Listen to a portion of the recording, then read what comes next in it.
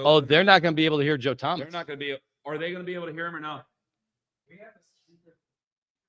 We'll figure it out.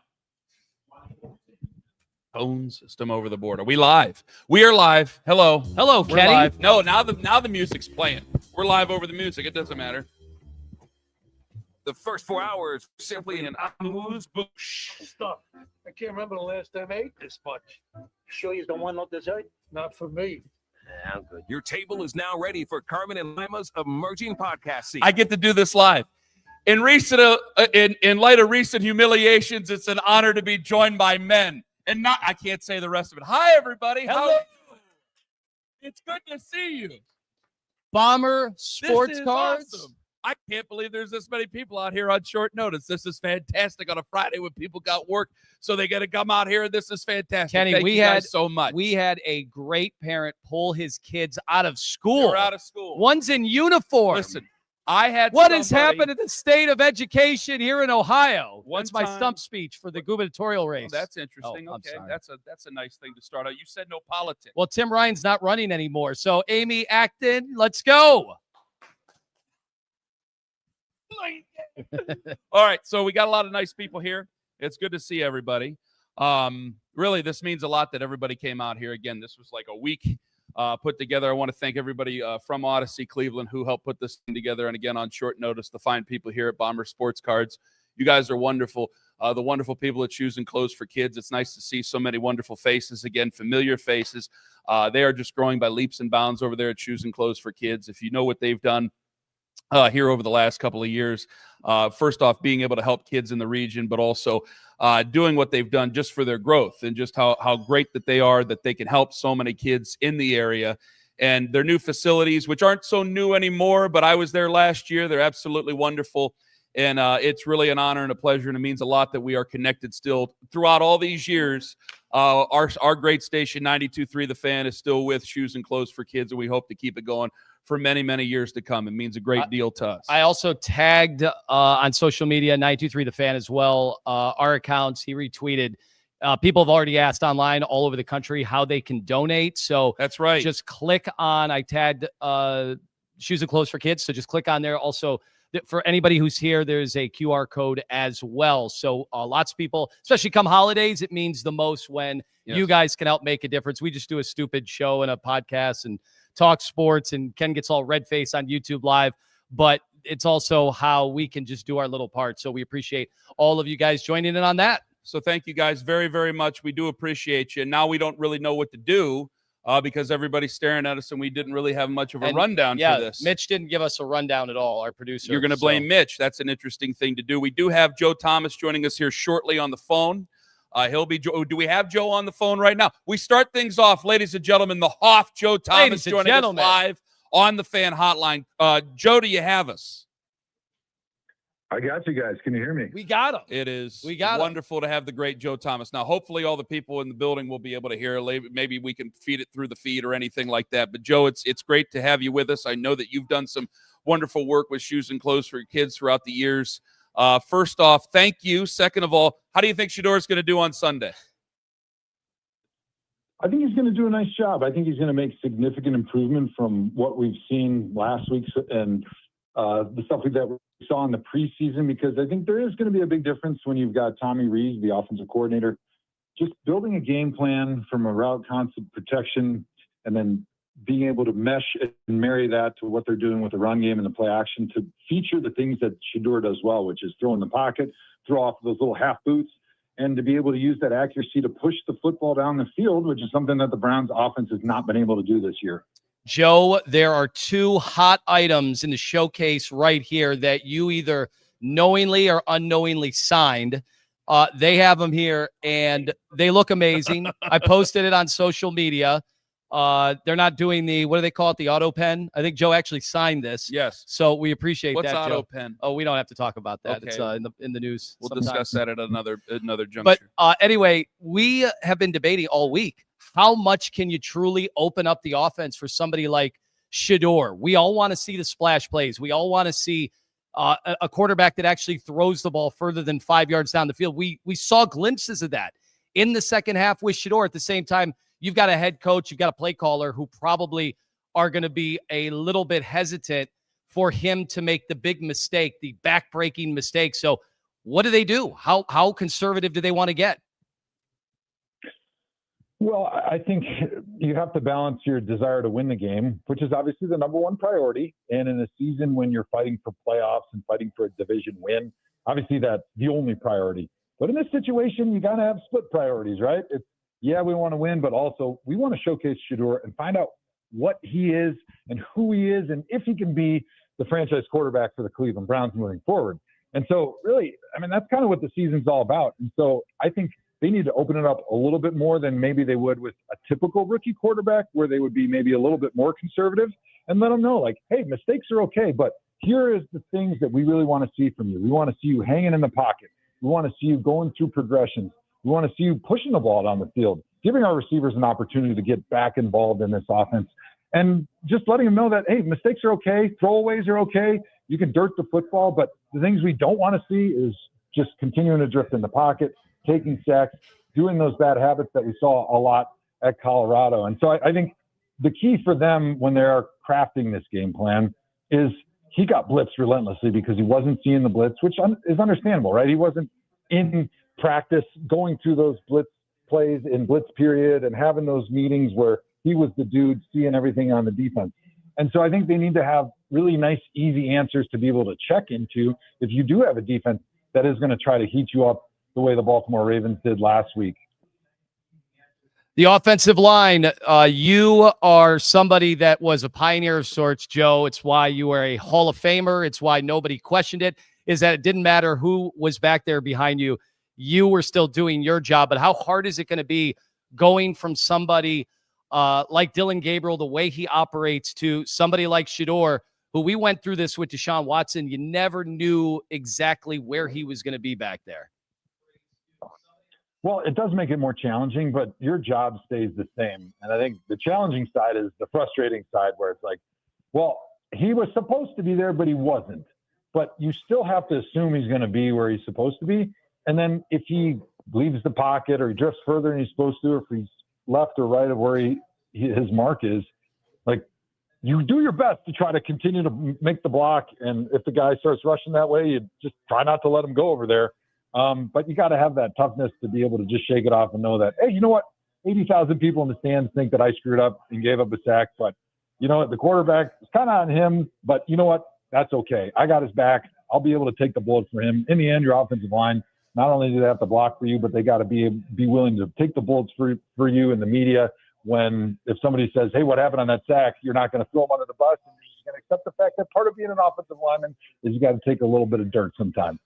Joe Thomas joining us, the Hoff, right here on the Fan Hotline. We are live at Bomber Sports Cards in Broadview Heights. Come on out here, 203 East Royalton Road, which I never realized when we were on our way over next door to the Mexican restaurant. I didn't realize we were so close, and we've been over here so many times. So getting him comfortable as an offensive lineman, that's one thing. The differences, have you noticed many differences, or you even had the chance to notice many differences, Joe, in the offense of Tommy Rees as far as the offense of Kevin Stefanski? Or is it just like, hey, there's been one game and then all of a sudden it became a fire drill after halftime with Dylan Gabriel out?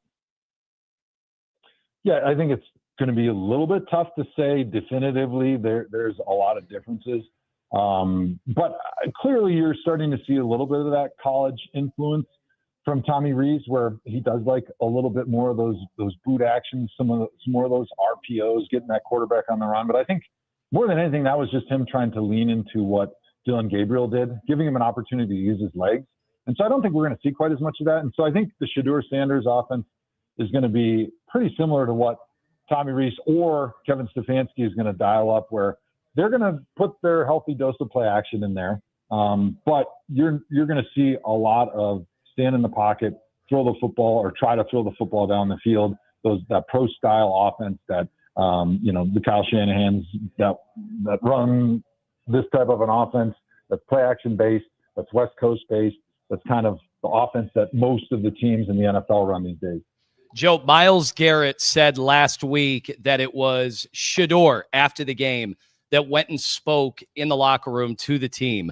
So talk about like the gravitational pull of a guy like that to come in, play as poorly as he did, and yet still basically point the finger towards himself and then speak in front of the team. What does that tell you about his makeup and about him as a leader?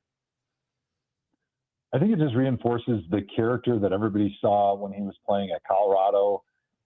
He's a guy that's a natural leader. He's a magnet. People are drawn to him. They want to follow him. He has an unquestionable mental toughness and ability to shake off bad plays and move on, which is one of the hallmarks of all great quarterbacks. And I think that was one of the reasons the Browns wanted to draft him, right? He's got great leadership skills. People want to follow him. He's got a really good mental toughness. So if a bad play happens, he's not going to let it spiral into another bad play. He's willing to be accountable, and he's very accurate, and he can push the ball down the field, and he's a gamer, right? That, to me, is what I think about when I think of Shedeur Sanders. There's definitely some flaws, obviously, in the game that he needs to work on, and a lot of it's because he just hasn't been in a pro-style system before, and he's just getting used to seeing defenses and having to go through progressions and make checks. But that's why you take a flyer on him in the 5th round, because he's got a lot of intangibles that a lot of guys drafted much higher than him don't have. And so you figure that, hey, if we can work on some of these things that we feel are correctable, he's got this incredibly high ceiling where he legitimately could be the franchise quarterback for the Cleveland Browns in the future. All right. I just kind of whispered to Lima here. I want to ask you about a series of videos you put out about Luke Fickell and about Wisconsin football. If you can speak about that, Joe. You're saying, hey, got to give Luke Fickell more time, got to invest more in the program. It's a different style of college football. A lot of people wanting to fire Luke Fickell. Your thoughts on what's going on up there with the Badgers? Yeah, I get it. Everything needs deodorant when you're losing, and all the little things that are the tiniest little slights, they come to the surface. They bubble up, right? At Thanksgiving, when everybody's pissed off, you're going to start complaining about the napkins and the turkey that's slightly overcooked and the gravy isn't to your temperature, right? But when everybody's happy, it doesn't matter. And winning makes everybody happy. But right now, obviously, not a lot of winning in Wisconsin, and we're not used to that. And so there's a lot of turmoil. But my plea to the fans was just, hey, we don't really know how good or bad of a coach Luke Fickell is unless we invest in our players and invest in our program so that we have a comparable salary for our players to be able to get the talent that a coach needs to be able to show if he is a good coach or not. And if you don't have that money behind the program, you're not going to ever be able to keep any guys around long enough to be able to even develop them. And I know that's like the big complaint I hear from a lot of Badger fans. It's like, I don't even know any of the guys. They're here for a year and then they're gone. And I know that that's part of today's transfer portal NIL era. But part of that is just because we're not competitive with the amount of money that we're putting into our program. And it's been like that for a long time, but until players were able to get paid a fair salary for their job that they're doing on the field, we haven't really noticed as much. And Luke is the first coach that's had to coach under those auspices. So for us as Badger fans to just be quick to want to fire him and then have to pay him to go away and coach somewhere else, like that's just compounding the problem we have, which is not putting enough money into the people and the coaches that we have there currently. And so let's just be a little bit slow on the trigger finger. I think we're going to look back at this era here in college football, maybe this little window of like about 10 years, and we're going to say, man, NIL and transfer portal made fan bases crazy. And every fan base thought that they were supposed to be a 10 or 12 win team when they weren't realistic about what the expectations and the goals should be. And a lot of good coaches got fired way before they should. And look across the NCAA this year already. I mean, I guarantee some of these coaches at these high profile programs that have recently been fired are going to go somewhere else and have great careers. And the guys that replace them are going to do way worse than the ones that just got fired. Did you ever think, Joe Thomas, you'd be sitting there begging for money for Wisconsin football players on a podcast in Cleveland? Yeah, what do you think? Yeah, I wasn't expecting that one. That was not on my bingo card. Okay, I'll give you another one. Joe. Once and for all, you're going to air your Hall of Fame beef with the Watt brothers. Go. Oh, my. No, it's the podcast. Yeah. Don't let them do it. Yeah, this is my Hall of Fame beef. They both told me, TJ, JJ, they've told me they want me to send them some beef. But as of last night, they haven't given me their address. So I'm going to have to just find their house. I know where they live. I grew up down the street from them. They were in Pewaukee. I was in Brookfield. I can go to their parents' house, and I'm just going to have to drop it off there. And then they got to get it before it melts. It is. It's absolutely fabulous beef. We've had it in the Carman household. He didn't hear about the sloppy joes, did he? No, we didn't make them with sloppy I joes. hope not. Oh, No, Yeah, the Lima's feasted. I'm sorry. I had the father-in-law over. I'm sorry. Guys, Hall of Fame beef. Yeah. Check it out. Yeah, you gotta It's check it out. absolutely Unpaid incredible. testimonial. The It beef tastes sticks. fantastic. Carman. Yes. Yeah, the beef sticks are amazing. Oh my gosh. Teriyaki. ESPN National this morning. Oh my goodness. They're And wonderful. Smalls was eating some of the apple cheddar beef sticks, and I love seeing people's face light up when they try it for the first time, because it's unlike anything else they've ever experienced as far as beef sticks goes. Because one, it's all beef. We use a longer fermentation process that's a little bit more expensive, but we can use less preservatives. It keeps a nice snap on the outside. It's got a buttery inside texture with the creaminess of the apple cheddar and the cinnamon flavor that we put in there. Mm-hmm. And then, of course, the Wagyu beef keeps it buttery from start to finish. And the look on Small's face was like, I knew I had to act like this was good, but this is really good. I have never had something like this. So I'd like to know, Carman, you're making sloppy joes out of Hall of Fame No. beef? Slap in the face, Joe. So this is what happened. I thought you knew. And then Liz actually was like, you weren't talking about that on the radio. I go, absolutely, we were talking about that on the radio. You ain't supposed to listen to the radio. What had happened is I came downstairs to go. This was what, 4 weeks ago? It was about a month ago. I came downstairs to go to the station. It was like 4 a.m. and I saw the Wagyu thawing by the sink. And I didn't even think about it. Went to the station, and then then she texted something like, we're going to have sloppy joes tonight. And I go, she's not using that beef for the sloppy joes, is she? Liz doesn't know beef. Now, my dad, as many people know, I've talked about him on the air, my dad was a meat man for 41 years. Now, Joe, you can tell that these cows are raised as happy cows, and it's an honor to be fed Joe's beef from these very happy cows. And because it's such an honor, I got to stop my wife from putting Wagyu beef in a damn sloppy Joe, because nothing sets off the taste of Wagyu beef like some manwich. So I had to make sure that she didn't do such a thing. So we got it figured out. We had burgers with it. They were fantastic. We've had some of the other things that you've sent us, Joe. They're absolutely wonderful. And we love that Hall of Fame beef is doing so well right now, and really starting to take stride and doing wonderful things right now. But yeah, you can tell I'm a little bit nervous to talk about the Wagyu beef because I didn't want to offend you. Yeah. Well, I appreciate that, but I've been hardened on the outside from obviously years as a Browns player, but also Micah Parsons from the Packers. He's a great customer, and he ordered some fillets, full blood Wagyu fillets, right? These things are not cheap. They're like $80 for a little fillet. And he ordered them, and he was awesome. He posted on social media after he got it, and the video was him showing the fillet off. And he's like, oh, baby, Hall of Fame beef. It's looking good. Can't wait to marinate these things up tonight. And I go, oh, my God. Don't marinate. What are we doing here? No. You can go to Costco and get beef that you need to marinate. We do not need to marinate these, buddy. But, hey, you know what? It's like with my wife. She likes well done or medium well, which for a while I was very offended. But in the end, hey, if you're buying Hall of Fame beef, you can do whatever you want.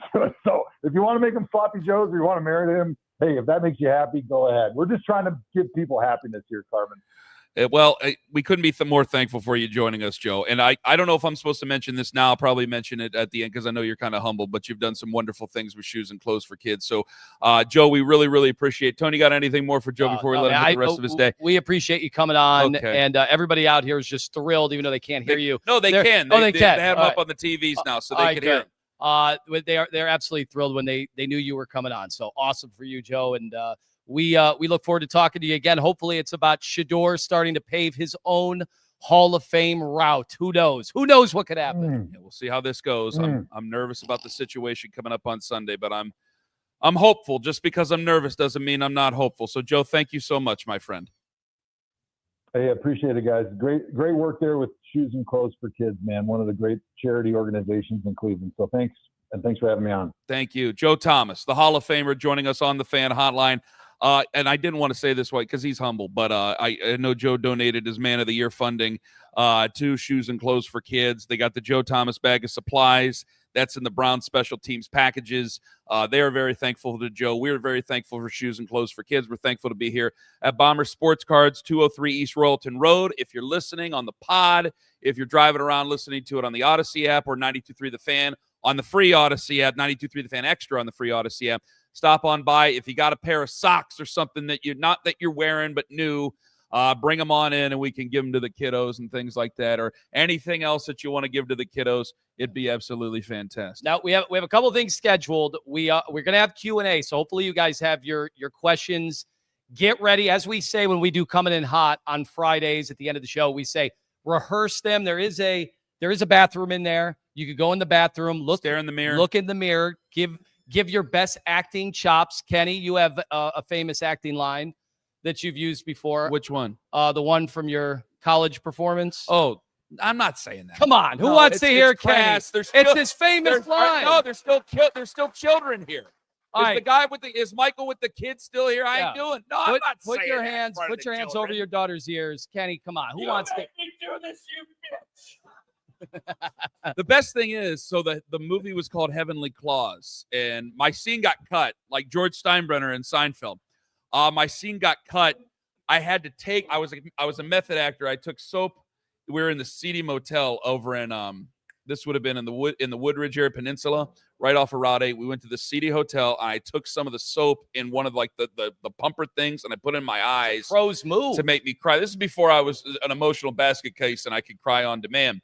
And I put it in my eyes, and then I fired the gun, and they had these like things like popping out of the guy's chest, and it was amazing. And I yelled the line, and it was passionate. We did it in one take. I was able to do it in one take. I'm a master thespian, please. And I would think that a lot of people should know that by now. But yeah, it never actually made the final. It's out there. It's out there now. Owen found the video. It is out there now. All right. I'm not in it. Chris and Kevin from Bomber Sports. Now, who is going to come over and we are going to open up a pack of cards, Darren Ravel style? Did we get one? Do we? We don't want to eat. We don't want to eat into the profits too much. Did you load the pack so we get a really good one in there? Or is it all a bunch of Johnny Manziel? Is it all a bunch of that? Well, I do whatever you want to do. It don't matter to me. I don't know much about it. I knew I had a boss back in the day who had like the rolls of it, and that's about it. All right. While we're preparing for that, you put the cards on the table today when it came to Shedeur Sanders. I want to get the feeling, the vibe of everybody in this room today, and don't be afraid. Don't be afraid to speak out. Just overall, I want to know from you guys here at Bomber Sports Card, Broadview Heights. How do you think Shedeur Sanders is going to do on Sunday? Make noise. They are all quiet. Did you say better than 4? It has to be better than 4. Did anybody hear the 840 segment today? They don't listen to the 840 segment. That's our worst segment. So I did have a theory on this when it comes to Deshaun, and I didn't even think of it because Mary Kay's like, well, he's going to be on the team next year. And I went, huh? How do you feel about that, everybody at Bomber Sports Card? Here we go, Brownies. Here we go. Ooh. Third time's the charm with Deshaun. Let's go. I didn't even think about it. I go, he might be the most expensive bridge quarterback in the history of the NFL. I go, don't put, if they all come back and it's all like, well, let's see where it goes. It's like, well, who doesn't love a rags to riches story like Deshaun Watson? To rags to riches story like Deshaun Watson. He might end up being that bridge quarterback, which I'm just seeing a lot of frowny faces over here. So I got to pick it up. But it's interesting. Like the internet's full of Shedeur only fans, and he does have a massive fan base. This is all Browns fans here. We're local. I want Shedeur to do well. I can only tell the truth though. And I just don't think that, and I know you said, I said it on Wednesday, and I'm excited today. I want to see what he does. Oh, Kenny got fired up for a segment today. But it was a passionate plea to Browns fans. And mostly it is. It's begging. It's begging. I mean, when it comes to football, I'm begging because I got a defense there that I do think is AFC championship quality. I think that if you had any sort of an offense, this would be one of the best teams in the NFL, especially this year. And to see this defense go out and just basically have their efforts wasted week by week. Look at what Houston did last night to Josh Allen. 8 sacks, turnovers. They made him look terrible. Imagine that in a playoff game with Myles Garrett playing the way he is right now. It is one of my this has to be one of the most frustrating seasons I've ever been a part of, and that's saying something because this defense is good, and the offense just can't get it together. And I want Shedeur to do well, but I think the odds are very much stacked against him. And so that's what makes me so nervous to go into this game on Sunday. And people go, why are you nervous? They're 2-8. There's no reason. Because I think a lot of fans, I think there's a lot of fans who've dropped in, and I want them to experience what we've been able to experience twice in the last 5 years. I want them to be able to experience the excitement of what the fan base really is when this team is good. The little glimpses right before the door was slammed in our face of greatness and how wonderful this place could be. Some of the older guys that actually went to the old stadium and saw the way it was. And when you would go to the stadium and just expect to beat these teams that you were playing. And now it's different. And I want that. I want to be able to live that. I want the fans to be able to live that. So, yeah, there's a great deal of emotion. And I feel much stronger about Shedeur than I do Dylan Gabriel, and I understand that neither could be the starting quarterback when we kick off in 2026. I can understand that, and I can respect that. But I still have hope in every quarterback that even if I think it's going to go not so well, I didn't think it was going to go well with Dylan. I don't think it's going to go well with Shedeur, I have to admit, even though I want him to do well. I didn't think it was going to go well with a lot of QBs, but there's still a hope to it.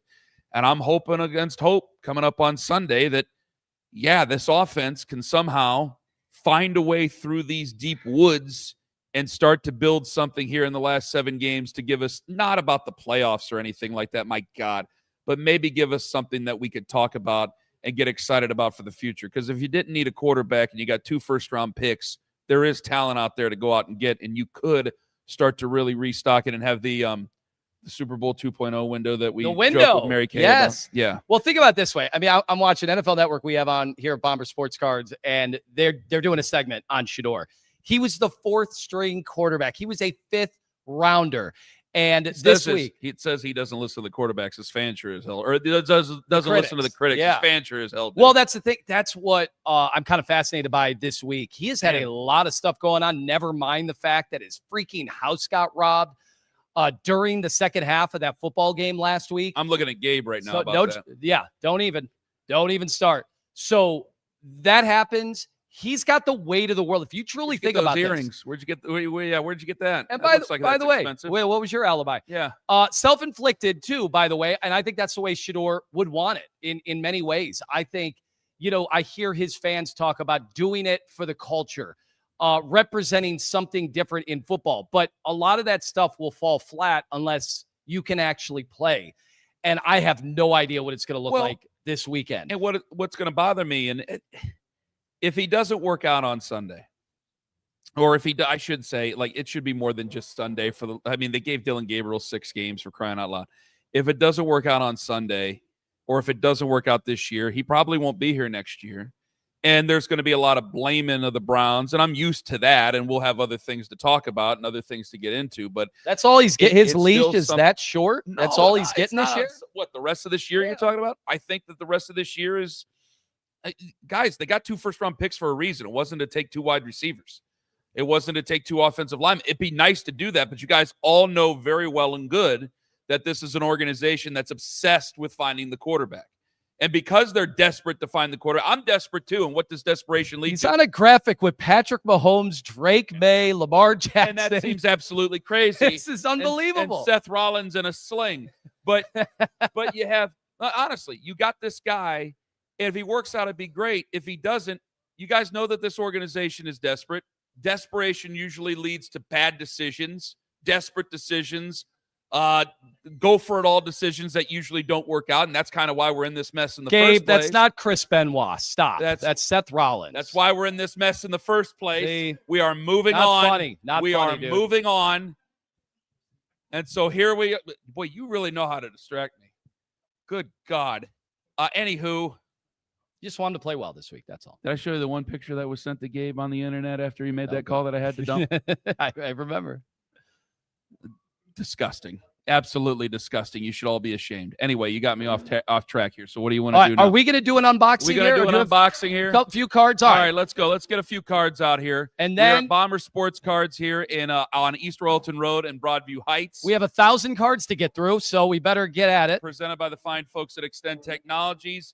We got Donato's here. We got shoes and clothes for kids. We got Chris, who's going to walk us through this odyssey of cards. If anybody wants to look around and see what they have here at Bomber Sports Cards, please go right on ahead and do so. They got Jamar Chase on the side of one. They got Travis Hunter on the side of the other. That's going to be a collector's item now. All right, what do we got? I'm only going to open up Here one. I don't we want to take a whole bunch We've of got time. 2025 Phoenix football guys. They're chrome cards. We're going to hopefully see some Browns.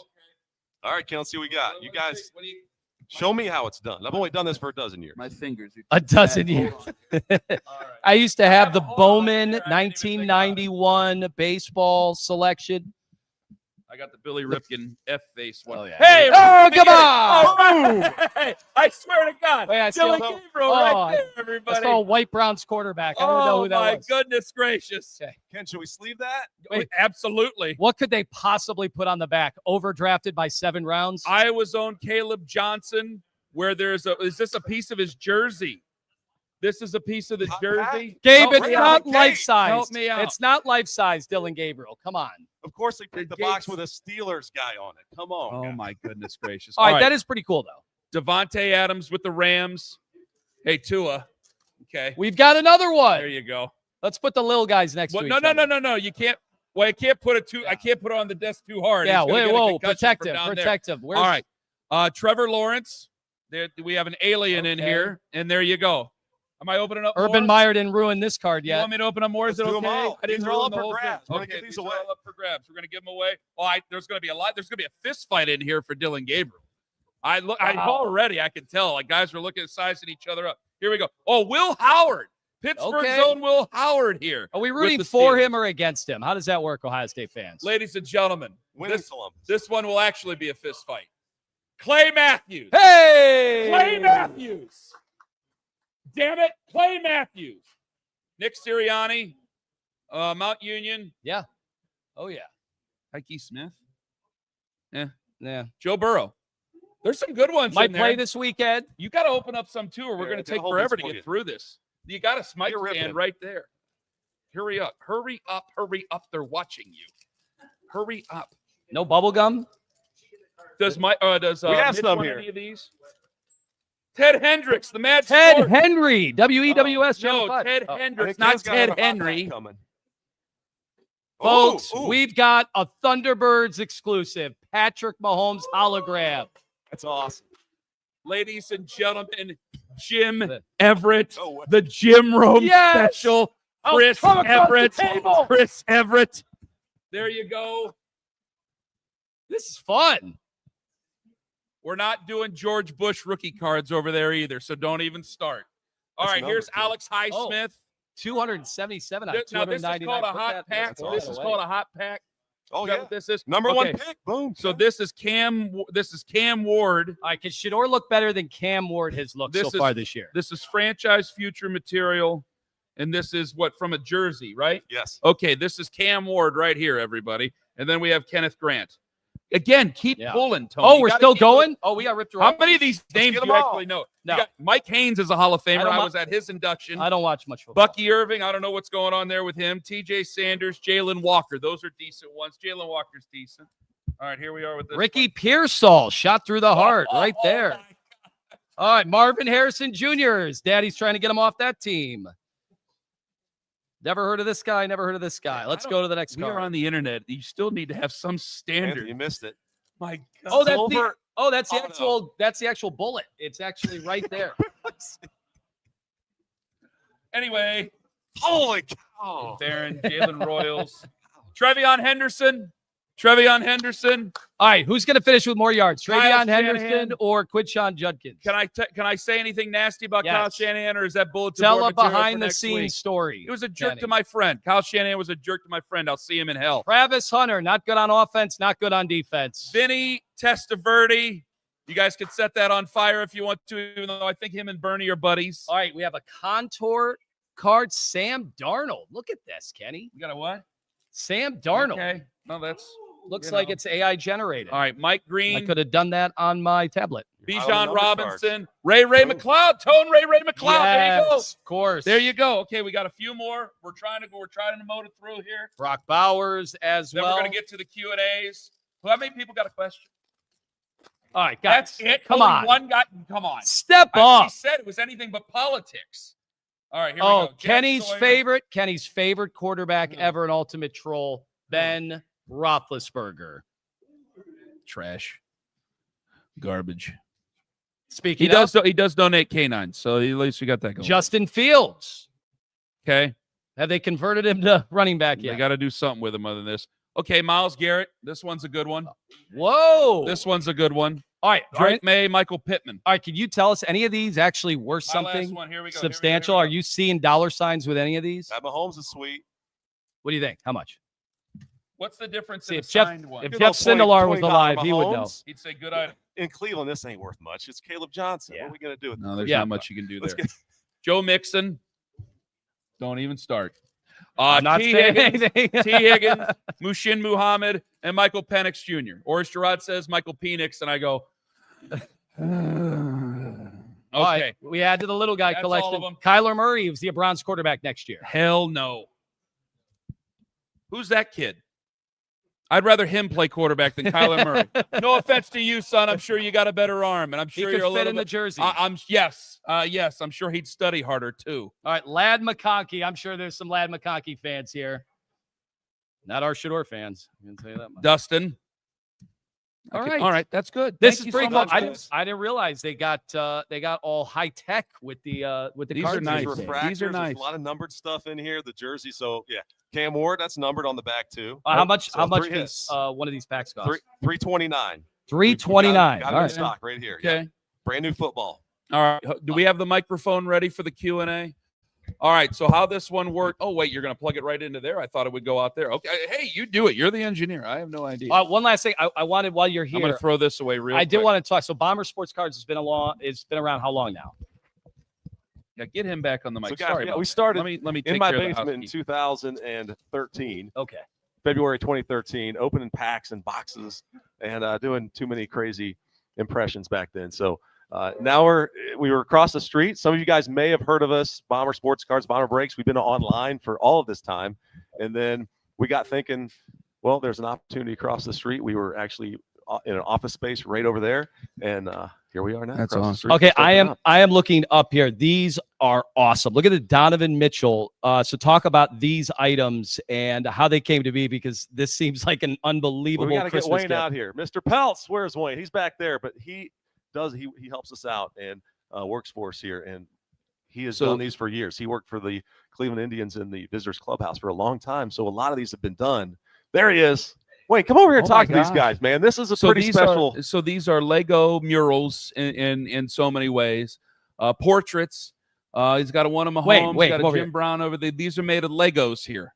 And So that's what's up on the wall right there. Hello, Wayne. Yeah. So how long have you been doing those? About 15 years now. How long does one take? About 40 to 60 hours over the take about maybe a month. Yeah, I saw a guy on Twitter. It took him 20 years to be able to do New York City miniature. And, as you know, New York City's gone through some changes. I think he and my Eli have something in common. You have Anyway, to keep up to date on that stuff. So somebody can take one of these right now. They can buy one of these for the holidays. Sure, absolutely. Yeah, definitely for sale. Okay. And can they give you ideas? Can they throw you anything and you'll make it happen? Absolutely. I'm more about the idea of, I love your Donovan, but I was a Kevin Love guy or whatever. So I'm more about the custom guy of the next piece. I think those look absolutely awesome. once they're made, do you seal them at all? No. Or anything like glued to a piece of masonite and then framed in. And once it's framed, it's pretty sturdy. You can shake it over your head and pieces aren't going to fall out. Wow, that's great. So could they? I mean, if Mahomes was doing a signing or Mitchell was doing a signing, I could get these signed. Absolutely. Oh, that's There's incredible. a place right there built right in the thing for an autograph plate that's flat where they can sign it. You'll notice on Votto signed and Jim Brown is also signed. Oh, I didn't even see it. The glare was there. Okay, from the light. Mhm. All right, that's really cool right there. All right, was it crazy today when I asked Ken and I asked others if Myles Garrett could have a better Brown season than Jim Brown? I thought it was a little bit in poor taste. Jim Brown's not here to speak for himself. So Well, he doesn't have to. He has legions of fans that can defend I'm him. just saying. I find a lot of things that you do in poor taste, but that's neither here nor there or anywhere. Chris, thank you so much. Wayne, thank you so much. That's fantastic. Oh, wait. What's the most exclusive best item in this place that somebody could come and get? Oh, What do you there's think? so many. What's a prized possession? Oh my goodness, we got the best selection in this area for sealed wax because we've been doing it so long. So there's national treasures to Topps flagship. New basketball just came out. We have some Shohei Ohtani autographs. If you want to talk about the No best kidding. in the game, yeah, Do I need his They interpreter? might be for sale, maybe not. Do I need his interpreter here to make sure I know what it's all about? Shohei Ohtani item. Pretty good, Kenny. Pretty darn good. Not terrible. It's a really good item, guys. Don't bet on it. Wait, did he just bust out at Charles Barkley? That was crazy, man. How many people have a question? We got to have some more questions than just Gabe, because Gabe's going to say something.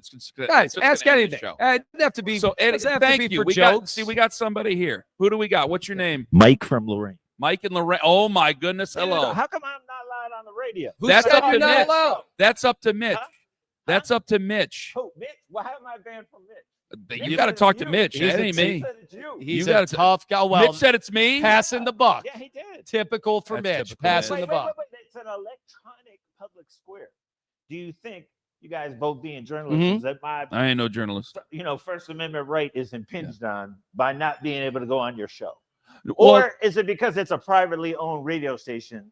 I'd say but the airwaves are public, so Right, I yeah. But that's again, I'm not the gatekeeper. you'd have to though, talk to the Mike. Soros brothers on that one. I'm not exactly sure. That's a. Well, is that your question? Yeah, that was my question. Oh, come on, that can't Mike, be you've your been question. on the air. Mike. We've No, but I heard wanna you know, on I the can't air. Talk to you two. Well, you're talking to me right now. So what do you want to say? I'm all the way out here. And we're glad you did. So We're glad you breaking did. down barriers. One Over here. All right, what you got? LeBron James, when he Yeah. left the first Uh-huh. time, did all the players have to sign a non-disclosure agreement that were in the locker room? For And what? teams- For about what? stuff that LeBron was doing or things that were going on with LeBron? at Like that time? what? Did you guys know anything about that? I I'm not just that I asking. know of. I do not. An NDA for No, teammates? for the teams, yeah, having a No, non-disclosure. not that I The know. other of. thing is that Smush remember the Parker game- the other did. thing He is had to that- sign something. The other thing is this. You remember the game when Z was going to set the record for most games played I was there. consecutively, right? I was It there. was at Thanksgiving, right? Uh-huh. Yes. So LeBron, December like, 30th. so they write a big story in the Plain Dealer, right, Mm. about him playing. Uh-huh. All of a sudden, he comes up DNP, coach's decision, right? Do you Okay. remember that? No. Coach made a tough I did decision not. that You day remember? to bench one No, of the but best players reason to ever I play heard the was game. He was benched was because they had gone to Dan Gilbert's house for Thanksgiving dinner, right, like a day before, Mm-hmm. and Too much had gotten cranberry a little sauce? intoxicated, and said, "LeBron, this house is really nice, Dan, but LeBron's house is nicer." And Gilbert it's a got so believable story. mad, and you know Gilbert gets mad. He gets I didn't know. I didn't know. Who do we This got is here? breaking news. I Mike got and nothing. Lorraine, These ladies are- and this is- gentlemen. This is hearsay. This is breaking news. This is rumor and I'm taking it innuendo. as gospel. Who do we got here? I do not know. I do You not know what? I will ask my buddy LeBron. Where? Or Rich Paul. Wait. I will contact Oh my them and find They out. got their phones out. They All right, got here their we go. phones out for this. Who do This is we gonna be have good. Who do we next? got here? From Brecksville. Kevin and Kevin. Brecksville. Okay. Big fan. Listen every day. What do you got? Don't call in though. So That's okay. That's okay. Only So- 1% of people call in. Some people aren't allowed to call it, and now we know According why. to Mitch, not us. Go ahead. So my question is about something I've heard the last couple of days from Mary Kay, from Daryl, from others, basically saying that it's probably a foregone conclusion that Deshaun Watson's going to be on the roster next year. We also have Shador playing this weekend, and let's say he just looks okay, good enough to stay on the team for next year. Mhm. And then the talk of drafting a quarterback in the first round. One thing I haven't, this upcoming offseason, one thing I haven't heard you guys talk too much about yet is what kind of disaster, you talk a lot about having 4 quarterbacks this year and what that set up. So now I'm hearing it's likely that we're going to have Watson, Shador and his fandom, and then potentially a first round quarterback all in the same QB room again next year. We're just setting up for another year of What about the Zappy zealots? Well, you didn't even talk about Sure. Zappy. Throw them into, and Um, it just seems to me that we're not even coming close to learning from our mistakes here, and we need to really think about. Are you questioning Well- the managerial skills of Andrew Barry? How dare Kevin, you bring up a valid point. I don't even know if it's a question, but I think it's a valid point. I hate to kick it down the road and go, well, we got to cross that bridge when we get there. We got to figure out what they're going to do in the next 7 games, because I think and I think a lot of people are looking at this going, how can you bring back Andrew Barry and Kevin Stefanski? I think that they believe that there is a true thick line between how fans of the team feel and how the rest of the NFL feels. And I do believe that they look at two different things. Success, they're 2-8, but they're not dysfunctional, quote unquote, not dysfunctional. Now, you would look at a 4-man quarterback competition and say that's dysfunctional. You would say trading away veterans who you could put in there to give your rookies a breather and see how this all works, you would say that's dysfunctional. They don't see it that way. So if they bring everybody back, say Andrew comes back, Kevin comes back, that's a distinct possibility. If they move on from Andrew, from Kevin, from both, Shedeur Sanders could be with the New Orleans Saints next year. Almost said Pelicans. Sorry, I got Pelicans on the brain. December 23rd. He could end up with the Saints. Shedeur could end up with the Jets. I think that a lot of people would probably cut him loose if he's not good. When it comes to Deshaun, that's going to be a sticky wicket because there's so much money tied up in there. And I do think if you keep Andrew, all right, and I'm sorry to take the air out of the room here answering this, Tom. I'm still thinking about Mike and Lorraine and his question. Sorry. Well, I mean, but again, you got to figure out. We got to get old Raj here to start texting some people to answer Mike and Lorraine. When you have, if you keep Andrew, Andrew's always said this: quarterbacks are what? They're currency. All right, and he's already traded 2 for picks. I think that they would look at it if he played next year and played any bit well enough, and you already had a guy behind him. Fine, we'll take the hit. Because every year that comes off is just less money that you have to pay. And if you could get anything in return, he takes that as a victory. Because right now you get nothing. If you wanted him away from the team, you just have to cut him and move on.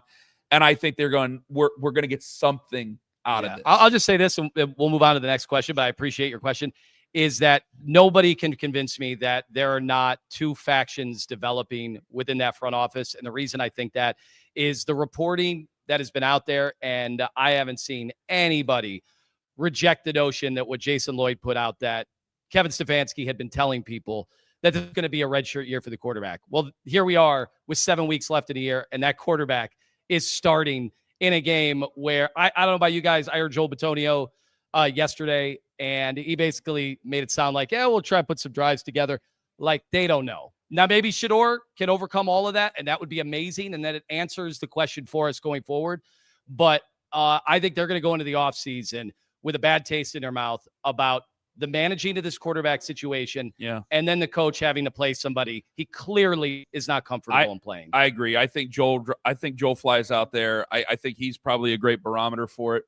I think he tried to be nice yesterday, but I think he kind of gave us a little bit too much of an inside look on how uncertain they are. I think they fly out there very uncertain of the game plan. And sad to say, I think that's a position he's actually very familiar in. Yeah, I'll just really quick, and then I'll go ahead. It just seems to me like the way this regime hangs on to guys, they're going to be hanging on to Shedeur. If they're here, like you said, Ken, they're going to be hanging on to Shedeur next year. That's fair. The owner's probably going to want to draft a quarterback, and then we got to Sean, and he's going to want to play because I think his professional career is on the line here. So it's just setting up to me. The way I see the future is another year of very interesting Browns talk, because that's just the way we seem to do things here. Well, because again, you got so many different things that you have to do within that roster and figure out. And this is Jerry Jonesian. And Jerry Jones is an owner. He's not the best football guy. Now, I don't think he's as dumb as what we make him out to be when it comes to football, when it comes to Jerry Jones. But Jerry Jones, his entire philosophy, if you're going to be bad, you better be interesting. And to find those glory holes. Jerry Jones going to make sure it's interesting, and Jimmy's going to make sure it's interesting. This already Ron's isn't good. Sure we have somebody who is looks like he has a script. He's filming himself. This isn't good. Okay. I think. You're not. You have a script. There's 1,000 words. Oh, he's filming. You asked the question. This isn't going to be good. Go ahead. Go ahead. This is going to end up on a campaign thing someday. You understand that, right? Well, okay. First time caller. Love you guys. Name and where are you from? Gabe and Ashbula. Okay. So I personally think Shedeur might do good. Who knows? A lot of the argument was first team reps. So I have a few of the practice squad guys he's been playing with. We got James Gunn. Your buddy's losing confidence in you. Doing it. He's Al doing Gore, it. Your buddy's losing confidence. I knew he was Kevin going to do Spacey. it. I knew he was going to do it. Yeah, boy. Wait, this is the wrong list. Anyhow, I knew he was going to do it. how much of a difference do you think a full week of first team reps will go into Shedeur's play this weekend? Kenny, comment. Not Al Gore. Also, there was Nope. That's okay. That's my fault. Jimmy Kimmel. I think Jimmy Kimmel needs all the first team reps he can get. Yeah. I think for Shedeur, I don't think 3 days is going to be enough.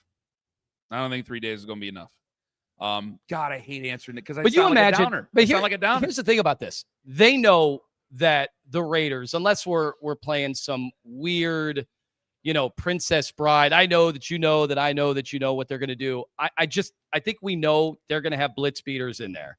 They're going to have them like crazy. I think he'll be ready for some of those to start out the game. So I imagine, look, these teams all have I love when I hear exotic blitz packages, as if they don't see that in college now. I mean, college. I remember talking to the new Kent State defensive coordinator of the year. He's like, we put in 100 blitz packages last week. Like these guys see all that stuff all the time. I got to imagine they are going to be ready for, a bunch of guys in the box and the attempted deceit in what you're going to see. I think you are going to see a blitz on every single down. I think you're going to see somebody coming from some angle on every single down. And I say that because I know that the Ravens defense has gotten much better as the year has gone on. They started off, they were terrible. Zach Orr's job was on the line, it seemed, to a lot of the fan base over in Baltimore. He looked at Shedeur, I think, for 2 plays and then went, okay, we're just sending everybody. And it was cover 0 basically the rest of the game. To try and you know what, they almost lost that way. I mean, he was able to escape, and who knows what would have happened, but they almost tied it up that way. He was able to escape and deliver a nice ball, and a defensive back came up, made a great play, and knocked it away from Gage Larvidan. But I think that's going to be a lot of what we see on Sunday. I think that the first 15 plays,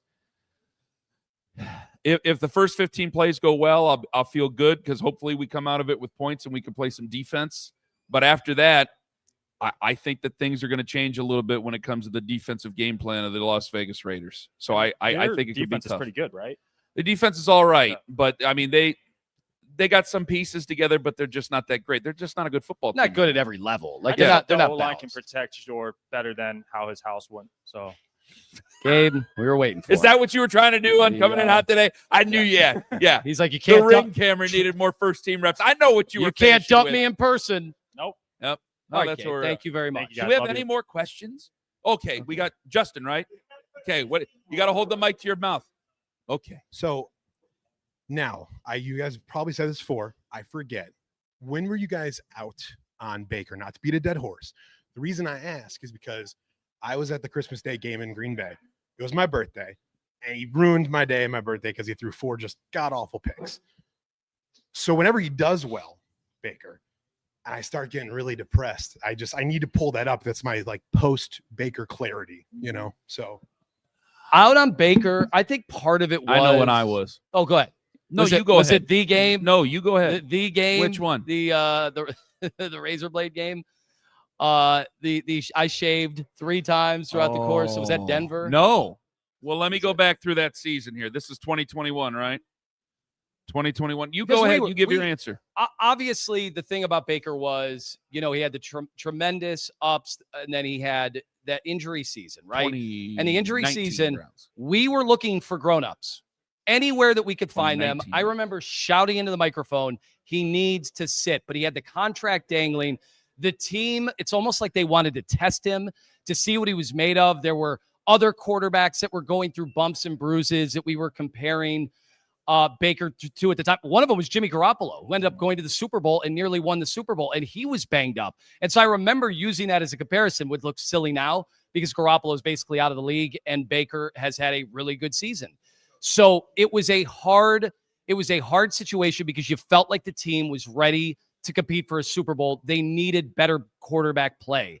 And it was, were you going to count on Baker coming off that injury? And there were problems in the locker room. There were factions in that locker room building, and not everybody, I could tell you for a fact, was on board with Baker in that building.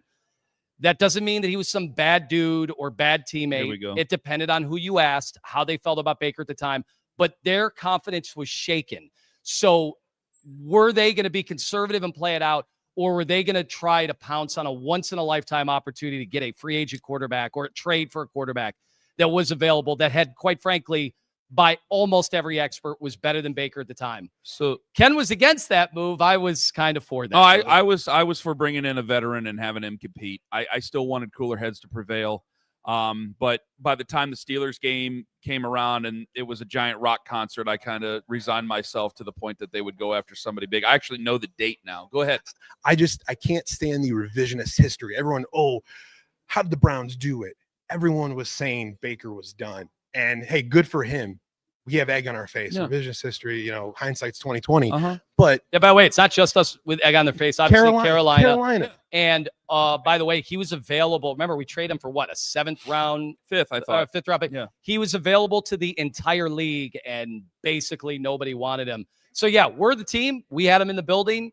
That's going to be on us forever. But obviously, you're seeing in this new era of NFL quarterback play, guys are getting their second wind with other teams. I'm not convinced if he stayed in Cleveland that he would have performed this well. I want to make sure I got my date right, and I can't believe this. This is going to be incredible. So 2019 was the face shaving game, and as angry as I wasn't out on him yet because I didn't want like Freddie fired or anything like that, but I just knew this wasn't going to work. Todd Monken had very little respect, if any, for Freddie. I think a lot of the coaching staff felt maybe the same way. Some of the other guys. I just felt that this probably wasn't going to work. And I hate to say it, Freddie's such a great guy, but I think the only person who was surprised that Freddie got let go was Freddie at the end of that season. Mine was in 2021. Today is today the 21st of November. So today is actually the anniversary of the day that I felt that I was out on Baker Mayfield, and that was the win over the Detroit Lions. Oh, yeah. That was right. because they won that game. And listen, I only tell the truth.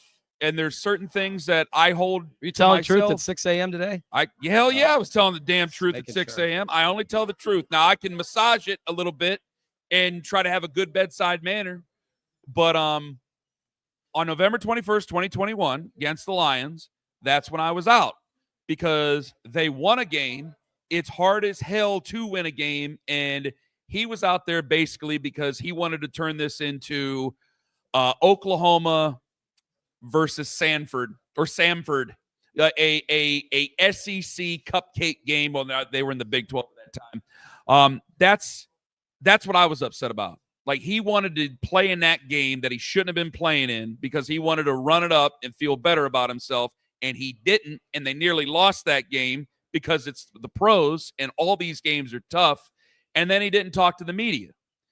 And I understand that he has redeemed himself within his life, within his teammates with the Tampa Bay Buccaneers. They just announced second kid coming. And congratulations to him. You can always change your life, and he was a young guy, right? But when it came to that, to have to put other grown individuals in a position to talk for you and have to explain your absence and why you weren't talking to people after a win, that's not good leadership. That's not a good teammate. And I didn't think it was going to go as bad as it did after that. That Steelers game was an abomination. And there were plenty of people who were upset with him after that Steelers game because it's the same thing I was talking about with Nathan today with Joe Burrow. If he's limping around like Willis Reed on Sunday against New England, it's like, okay, if they lose, maybe we talk about this. But if he's healthy, you finish the season. You're the veteran. You finish that season. You're supposed to be the leader. And you were healthy until this. Then you sat out. There were a lot of guys in that locker room who are still here, who are gone, who said, bleep that. That's ridiculous. They didn't like it. They didn't. That's ridiculous. And that's, I think, where the Lions game started to sell, where we don't know if we're going to be able to save this thing. And I wish he could have taken a step back. I wish the Browns could have taken a step back, obviously, because there's definitely a good quarterback in there. You see it now. Now, I think he's limited to some degree. I do. I think that because we're in such a mess right now and things are going well in Tampa, I think we tend to overrate him a little bit. But it doesn't matter because I'd still be rather having the arguments about could he get over this, that, and the other quarterback instead of the conversations we're having now. What's crazy is quarterback play around the league this year. Where are the consistent week in, week out, premier quarterback guys right now? Kind of makes Baker look better. And Baker's regressed a little bit over the last 4 or 5 weeks from that MVP stature. but you'd still rather have that than a lot of the other quarterback. And by the way, are we sure about Sam Darnold? Goes and throws 4 picks last week. Looked just like the playoff game last year. We can talk about these redemptive arcs for a lot of these quarterbacks, but just the essence is it is really tough to protect these guys right now. Defensive lines are getting after it, and quarterback play around the league, it seems to be some of the worst that I can remember in a long time. And I'm glad the league's kind of holding out because first off, you are starting to see some weird PI calls, which are not what I like, and some people are highlighting it. And I'm not just talking about Warren Sharp, but it's also I'm hoping that the league holds out and doesn't bastardize the rules to try to spike some offense, because that would be more towards entertainment. And I understand it's an entertainment business, but there also should be some spirit of competition right there. Go ahead. What's your name? We can take 2 more. That's Kevin from Green. Can you guys give us a rundown of the different fictional restaurants you have and kind of where they came from? Oh, only Nice Steakhouse. No, this is one near and dear to his heart. Nice Steakhouse is only open when the weather's bad, and we only do rooftop service, and only when the weather's bad. It's not for everybody. Not going to lie. We have steaks. They are poorly cooked. We will not be doing business with Hall of Fame beef, and I'm not sad to say that. I only serve angry, depressed beef at my facility. And your only options are tip 20% or 40%. There are no other options. There is no tip 0%. But you want to be there, it's up to you. Yeah, it's up to you. We could take you or leave you. So I don't know what it's even based on, other than we just start BSing with each other, and it kind of comes from that. Like the it's when it merged with the Costume Emporium. Yes, the Carman and Lima. Well, actually, that's Lima and Carman merging. What scene? It was the emerging. Well, it was the Costume Emporium. Yes. Drive-through Costume Emporium. Where you could dress up, and we hand you whatever Halloween costume we hand you. You're committed to it. So and it depends on what the shipment is. So if we get 4,500 clown suits, 4,500 people are going to be clowns. If it's until we get rid of them. Owen Hart bloody singlet, you got to wear it. That's just the deal. There was also Fancy Cracker Barrel, right? There was what? Wasn't there Fancy Cracker Barrel? There was not a Fancy Cracker Barrel. There was not a Fancy Cracker Barrel. Thank you very much. So you try to revise one logo, and it doesn't go well. I wasn't even upset about the logo. I saw the stuff on the inside. I think that was an inside job, by the way. Did they still have the trinkets? Were the trinkets still going to be a part of it? Well, they should. That's the whole reason you go to Cracker Barrels, for the old style trinkets. I mean, the food, it depends on which one you're at. Sometimes the food's good. Sometimes the food's not so great. Go ahead. What were you going to say? Yes, 6'7", of course. Scott from North Canton. Hi, Scott. So for Ken. Yes. Jib Jab or Chicken Manor? Ooh. Oh, it's Chicken Manor. I'm sorry. Right. It has to be Chicken Manor. Chicken Manor's not here anymore. No, Gabe, you're full of it. I mean, you couldn't be more wrong. Chicken Man. Now, Now, let me say, Jib Jab is reaching the same place in my heart, because I've really only dated Youngstown women, to be honest with you. Tell us about those Y-Town women, Kenny. They are mostly Catholic. The blood runs hot. The sex is incredible. They really know what they're doing. They really are. They're givers. They make you want to give more. I gotta tell you, they really bring out the best in you, a Youngstown woman. It's a charitable time of the season. And it is, yes. And so it demands more of you. But Jib Jab is a special experience because it's an old style hot dog shop. It's not partnered with the hot dog shop, so I guess I can leave it out to anybody when I'm putting it out there. I'm just trolling you. But I'm not going to go to the hot dog shop in Warren. I had a chance when I was out in Warren a month ago, and I didn't do it. Didn't do it. You won't do it. Holding out. Not going to get them to do it. Chicken Manor is a place in North Canton. They still have the sign, right? Is that like the signs down? Are they selling like marital aids in there or something now? Or something? There's something greasy going on in that building now. Yeah, they're selling dildos or something. I don't know what's going on. What'd you say, Scott? Yeah, had my curiosity. Now you have my attention. They're selling beads and stuff in there. So that's a shame too. It was a great restaurant, and I would get the chicken dinner with fries. Chicken dinner. The white chicken dinner. I told my wife, "Hey, we're doing chicken dinner tonight." Stop looking at me like that, okay? I like the chicken. So you get the 2-piece chicken dinner. I get double breast. I would get the fries. They had the big thick cut fries, and then you get double noodles, and then you get a salad. And I would get salad, but and sometimes I would not get the beets depending on who I was with. But if I was with my parents, I would get the salad and have the beets, and I would give the beets to my mother. God rest her soul. She's still in a box in my office. She's dead. My mom died. Well, she's dead. Next question. Mine's dead too. Go ahead. We have dead moms. Do I need to say my name? Say your name. Everybody? I'm please. Noah from Chardon. Hi, Noah. Are you not allowed to be here right now? Okay. No. So I'm actually on my way down to Cincinnati to visit my friend. But Okay. anyways, I just was on the way down. So here, you and I was stopped by? Yeah, I What are you stopped doing? by. Oh, that's what awesome. are you doing in Cincinnati? Visiting my friend. Well, yeah, I know, but what are you know- guys going to do together? We're gonna do some things that I There's a place called No, no, Cheeks. kidding. Go to Cheeks. Go to Cheeks. Yeah, go to Cheeks down Okay. there. I'm sorry, you had a Good point, question. Dave. I ended up I telling I you to have- do something. but I do have a few things. So, Yeah. first of all, I want to ask both of you, how do you think with Deep Podesta being gone finally, it was a blessing? He's not here anymore? How do you think how do you think that'll benefit the Browns? I have no idea. Really? I wish I could Can tell you tell us what he did? Well, that's like I don't understand. Like no one knows what he did. Like, but he was just there for all the losing. Like, Uh-huh. He's been losing forever, but My when he issue- got here, we got even worse. Well, my issue with him was, I know that people sometimes roll. My favorite thing about him was people talking about him like they knew him. Okay, no one knew the guy. Well, that's a Paul DiPodesta guy. It's like what? It's like he doesn't say hi to anybody. He doesn't talk to anybody. He doesn't come to Cleveland. No, I met the guy 13 times, and I had to introduce myself 13 times. Okay, and hey, that's not an egotistical thing. I'm just saying when you met John Dorsey knew your name. He'd and asked quiz about you. your family. He'd And quiz the you. same thing is, you know what? I'll tell you about this. I saw Andrew Barry. We didn't talk football. This was earlier this week. We talked about our kids. Okay, Andrew, and this is what makes it so difficult when people call in like, fire this guy and fire that guy. He's a good guy. Yeah. And he'll ask me he knows what my wife's name is and he knows about my family, and that means something. But every time you talk to Paul DiPodesta, you got to reintroduce yourself every time because to me, he didn't care about the area. He didn't care about the fans. He did that job from 2,500 miles away. I'm glad he's gone.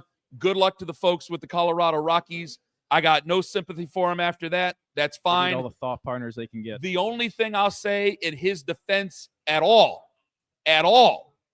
was I don't think he set out to do a bad job. I just don't. And he might have been qualified. And he might have done some things that were good when it comes to analytics. I think that he got passed up by the rest of the league. I think you're looking at, how old are you? I'm 20. You're only 20. Gosh, you look older than that. Thank you. Are you allowed to get into Cheeks at 20 years old, Noah? No comment. Okay, well, we'll see if we can get you set up with somebody to maybe get you a pass there. Anyway, you have a guy who I think got passed up by guys who are now 30, 35 years old who started 10 years ago and they were 25. And they know what it takes to put together a locker room and put together players with analytics. And I don't think he ever knew how to do that. I think his people skills are lacking. I will tell you this about DiPodesta, and I know you guys might scoff. I do think once the Browns, they completely redesigned their whole front office and figured out the analytics side of things, how they wanted to attack, I think all the other teams were like laughing about it and then going internally say, what do we need to invest in analytics? Because the last thing we are going to have is another team. Look at the Ravens. I mean, look at the Ravens firsthand. They have one of the more robust analytical groups in the entire NFL. Eagles do too, by the way. So it's always bothered me when, we would take our pot shots at the way it was set up here. Look, there's a bunch of football guys around the NFL, and there are good ones and bad ones. Same with analytics. You have to determine. And they know what they're doing. You have to determine what matters, which analytics matter. And I'll never forget this. When we were in Berea, we had a chance to talk to John Dorsey off the air, and he started going over his version of analytics, which was the reach of offensive linemen. Well, that's a data point. That's analytics. You might not think of John Dorsey as an analytical guy, but it's the same type of thinking. So I in some ways, I give DiPodesta credit. I do think that he was very influential around the league, but I think we almost were a little too early to it. And I think other teams have figured out which analytics matter a little bit better than maybe we did. And I didn't think he knew how to refine it. And I think that if he and John could have worked together, I think we'd have diamonds right now. But that obviously wasn't going to happen. Never going to happen. And if I was going to say anything critical of John, I would say he didn't have very much respect at all for that side of the building. And I think that that's what really started to sow the seeds of dissension, especially after Freddie got picked as head coach, because it's like, you guys got this quarterback and this thing's a mess, and we got to get this thing going in the right direction. But I think Paul DiPodesta is a smart guy, but when I give you those little anecdotes of like Andrew knows who Anthony's wife is, and we'll talk to Anthony about things that are not. That was a little bit too much about her, actually. Now that I think well, about that's up to her. You know, that's a guy who, I know things aren't going well. That's a guy who's trying to know what's going on in the locker room. And with Paul, I don't know what reports came. I don't know what it was, but I think that there's not enough heart in the locker room over the last 10 years. And so you got to find the right leaders. And I'm hoping like a guy like Carson Schlesinger is the right leader. I'm hoping that some of these other guys that are young become good leaders. Those guys for care. this team. Judkins, Yeah. Are you kidding me? Yeah, I need and I don't care about some of the other stuff. I need a hard ass. I need a guy who's able to police a locker room and get after guys and get the best out of them if we're going to get anything out of this. So that's a long answer, but that's the answer. Yeah, he's like, guess I'm not going to Cincy now. Yeah. All right, Yeah. so I have one more. Oh, he's got here we more. go. He's got more. Specifically, This is more for Ken. All I right. know- Okay, Lima, I'm just gonna say you don't like when Ken talks NASCAR on the air. Probably a lot of people don't like that too. But It's not Dale true. Earnhardt should have turned left. Yes, you should have. But okay, what you seem like? So I listened to the podcast like a couple weeks ago after the championship, whatever. But you said like it just seemed like now like you just don't like NASCAR that much anymore. Like what changed about it for you? I do. Once Danica Patrick was allowed to race with the men, that was it for Ken. I'm not gonna ruin my Friday. You're not gonna get me in trouble on a Friday. To hell with you. I like NASCAR. I like NASCAR enough that I'm gonna bitch your ear off about NASCAR. I watch NASCAR, but the problem that I have with NASCAR is that they've bastardized the postseason so much, and I think they've got away from what they were supposed to be. And I'll make this quick because I can already see guys rolling their eyes because they're not NASCAR fans. That's fine. I think they've bastardized their postseason so much that they've made it a joke to anybody who really likes motorsports. And I like motorsports in general. So I like NASCAR, but they've done nothing with this playoff system, quote unquote, to get me to watch during football season. Now, part of it is like football's sports is your life. Football is a big part of that because of the region we're in. But once football season starts, once Brown season starts, like I'm out. And plus I don't have a driver I follow passionately enough to watch during football season. Also ask you if you have a favorite driver. I would say, I mean, I like Ryan Blaney, but his personality is basically this piece of paper. I mean, he's very quiet. I'm ready for Waymo to take over NASCAR. Who needs the drivers? I'd like to see him set on fire as they're going around the turn. I kind of like Chase Elliott. That's basically it. I'm sure there's other ones that I can. Ross Chastain, Watermelon Man. Yeah, there you go. There you go. Is that it? Do we have? Keith is staring at us it? right now like this is the end of the Keith pod. is over it. This is the He's end of over the podcast. Does he want to ask a question? Oh, yeah, Let's there you go. go. Yeah, Let's I'm going to keep go. it going. Yeah, get red, and you get mad. Yes. Turn his mic on. I'm sorry. I thought you Okay. were, I thought you were Joey. Ignatius coaching shirt. What do you hear? Wow. Let me tell you something right now.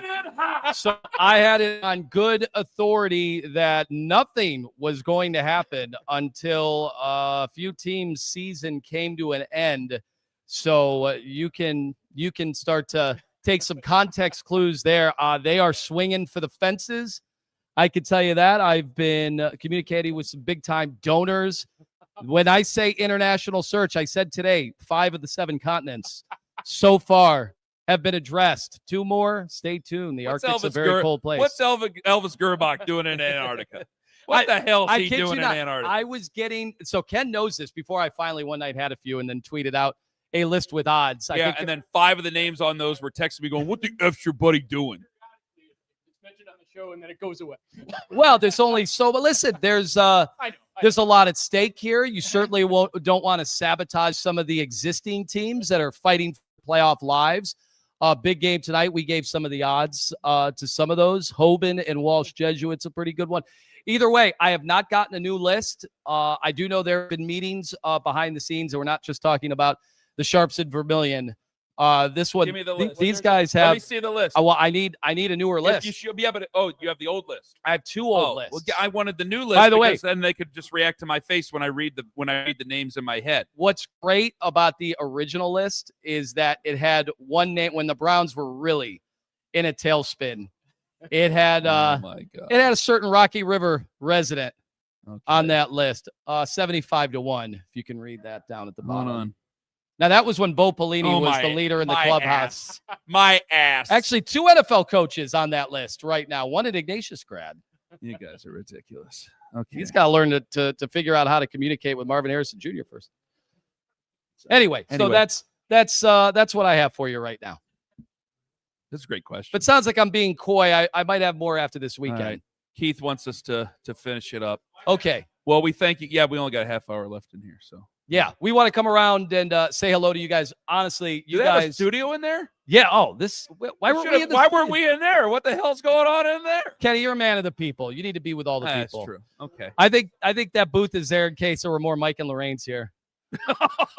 I'm kidding, Mike. Mike, we'll take your call. I'm telling Mitch. We'll take your call, Mitch, we'll Mike. take your call. We'll take Come his on. call. We'll I take told his Mitch. call, Mitch. All right, hold on, Mike. We'll talk to you a little bit. We want to thank everybody from Shoes and Clothes for Kids. You guys have been awesome. Monica, Carolyn, Karen, and Watley. Our volunteers in the back, if you guys are looking ways to certainly help out and donate, go back there. There's also the QR code. Chris, you can do that on Kevin, your Drew, phone. Wayne from Bomber Sports Cards. Yes, sorry. You give him the code. Or Man you're of a talking about the thousand code. voices, by the way. Man of Yeah. a thousand voices. It did a Charles Barkley. Did a Charles Barkley. Can we get? No, never mind. Oh, what did he say? $250 in store credit coming up. Okay, so go on over there. Make sure you go on over there, see him. That's a way lot of more cards. important than That's a lot anything of we're cool doing over stuff.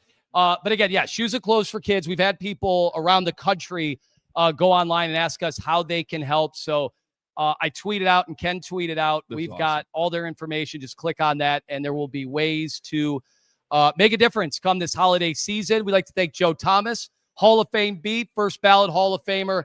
And did it sound like Joe Thomas had some optimism? A little bit of optimism this week for Shador? You be the judge. Oh, is that how you leave it? Oh, sorry, you're doing the walk-off. I'm sorry. All right, bye-bye. Oh, wait. Oh, Donato's. We like to thank Donato's Pizza as well. Donato's Pizza, pepperoni, edge to edge. Edge to edge. Also, thanks to Extend Technologies in Broadview Heights. XTENDAV.com. Bomber Sports Cards. Cole and Shoes Noah, Clothes our for street Kids. team, thank you for coming out and making this happen. Keith nice Britton, steakhouse. our boss. Drive-through He'll be costume terminating us emporium. one day, so Yes. we like him today. We'll see what happens next week. He wears a Patagonia vest. He's very successful. Goodbye.